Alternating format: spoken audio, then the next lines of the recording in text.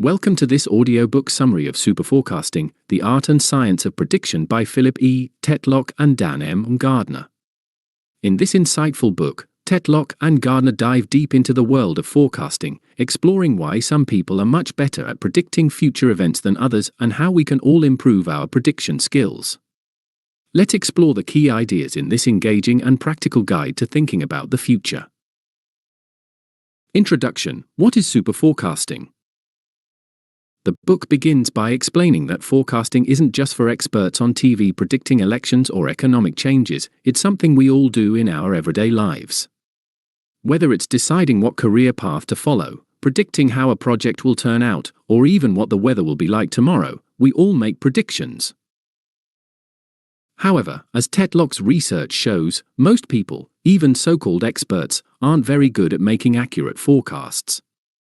But there is a small group of people, called Superforecasters, who consistently make better predictions. These people aren't necessarily geniuses or specialists in their fields. Instead, they use certain methods and habits of thinking that give them an edge.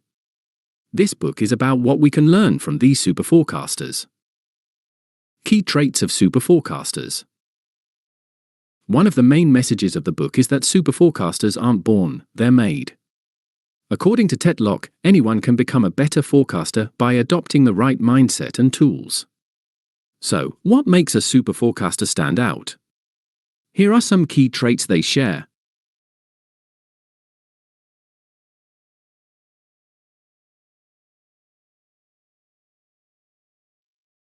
Open-mindedness. Superforecasters are always open to new information and willing to change their minds. They don't stick rigidly to their original predictions if the evidence changes. Instead, they constantly update their views as new facts come in. 2. Curiosity. They are deeply curious and eager to learn. Superforecasters don't just rely on surface-level information. They dig deeper, asking questions and looking for evidence that challenges their assumptions. 3. Humility. A key quality of a superforecaster is intellectual humility. They know that they don't have all the answers and that their predictions could be wrong. This humility allows them to avoid overconfidence, which is one of the biggest barriers to accurate forecasting. 4. Breaking problems into pieces. Instead of making broad guesses, superforecasters break down complex problems into smaller, more manageable parts.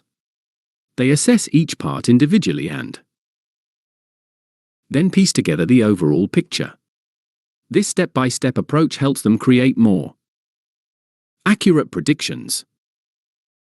The importance of probabilistic thinking. One of the most important skills that superforecasters use is thinking in probabilities. Instead of predicting that something will or won't happen, they assign a percentage chance to different outcomes. For example, instead of saying, the stock market will go up next year, a superforecaster might say, there's a 60% chance the stock market will go up next year. By thinking in probabilities, superforecasters acknowledge uncertainty and avoid making overly confident predictions. They know that the future is never 100% certain, so they leave room for different possibilities. This approach leads to more nuanced and realistic forecasts. Fermi estimation, making rough calculations.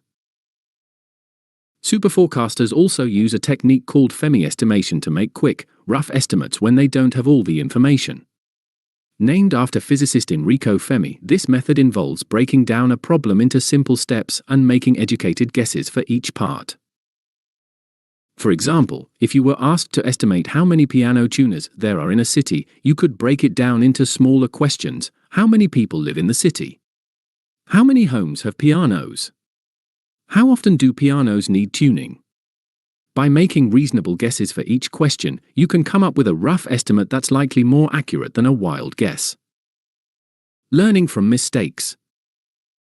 One of the most important lessons in superforecasting is that we learn best from our mistakes. Superforecasters don't shy away from their errors. Instead, they embrace them and use them as learning opportunities. They look back at their past predictions, analyze what went wrong, and adjust their thinking for the future. This willingness to reflect and improve is crucial for anyone looking to become a better forecaster. The power of teams. While individual superforecasters are impressive, Tetlock and Gardner also show that teams of forecasters often perform even better. When people work together, sharing different viewpoints and challenging each other's assumptions, they can make more accurate predictions than they would alone.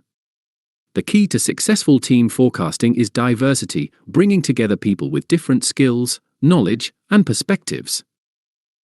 Conclusion: How to become a superforecaster.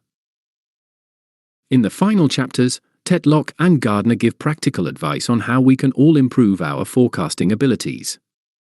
The main takeaway is that becoming a better forecaster is not about having superior intelligence or specialist knowledge. It's about being curious, open-minded, and willing to learn from mistakes. Thank you for listening to this audiobook summary of Superforecasting, The Art and Science of Prediction by Philip E. Tetlock and Dan M. Gardner. We hope you've enjoyed this introduction to the world of forecasting and learned some valuable tips for making better predictions in your own life. Don't forget to subscribe for more insightful book summaries and content.